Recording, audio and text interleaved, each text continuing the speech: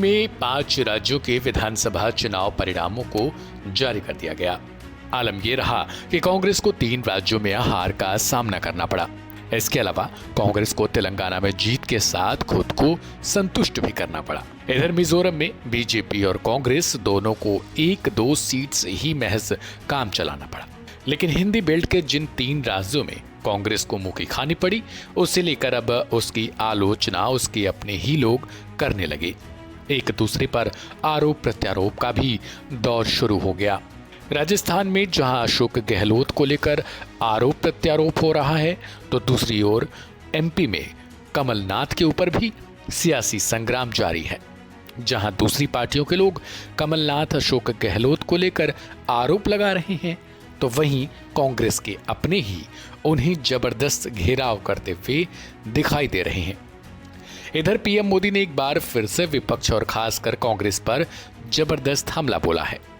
प्रधानमंत्री ने अपने एक ट्वीट में लिखा कि जनता को इन लोगों के विभाजनकारी एजेंडे से सावधान रहना होगा।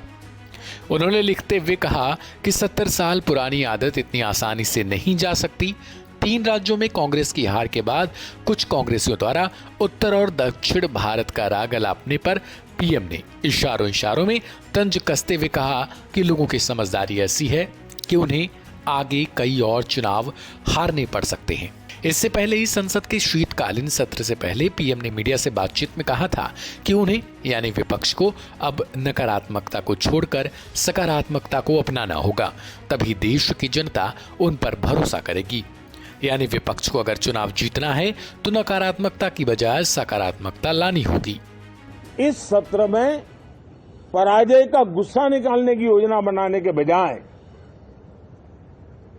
इस पराजय में से सीख करके पिछले 9 साल से चलाई गई नकारात्मकता की प्रवृत्ति को छोड़ करके इस सत्र में अगर सकारात्मकता के साथ आगे बढ़ेंगे तो देश उनके तरफ देखने का दृष्टिकोण बदलेगा। उनके लिए एक नया द्वार खुल सकता है। और वो विपक्ष में है तो भी उनको एक अच्छी एडवाइस दे रहा हूं कि आइए सकारात्मक विचार लेकर के आइए। अगर हम 10 कदम चलते तो आप 12 कदम करके फैसला लेकर के आइए। हर किसी का भविष्य उज्जवल है, निराश होने की जरूरत नहीं है, लेकिन कृपा करके बाहर के पराजय का गुस्सा सदन में मत उतारना। हताशा निराशा होगी, आपके साथियों को आपका दम दिखाने के लिए कुछ न कुछ करना भी पड़ेगा, लेकिन कम से कम लोकतंत्र के इस मंदिर को वो मंच मत बनाइए। और अभी भी मैं कहता हूं, मैं मेरे लंबे अनुभव के आधार पर कहता हूं कि थोड़ा सा अपना रुख बदलिए, विरोध के लिए विरोध का तरीका छोड़िए, देश हित में सकारात्मक चीजों का साथ दीजिए। बता दें कि कांग्रेस हार के बाद से ही उसके कई नेताओं ने या तो ईवीएम को जिम्मेदार ठहरा रहे हैं या फिर कुछ नेता दक्षिण भारत के वोटरों को समझदार बताने में लगे हैं।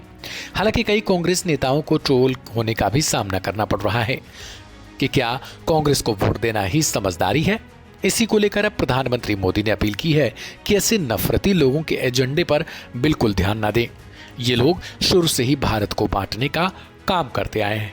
हालांकि प्रधानमंत्री नरेंद्र मोदी के इस ट्वीट पर सुप्रिया श्रीनेत का भी एक ट्वीट आया, जिसमें उन्होंने लिखा कि क्या यही मर्यादा है। हालांकि इस पर भी बहुत सारे लोगों ने अपनी अपनी तरीके से राय दी है। इस खबर में फिलहाल इतना ही। बाकी की अहम और ताजा अपडेट्स के लिए सब्सक्राइब करें वन इंडिया हिंदी।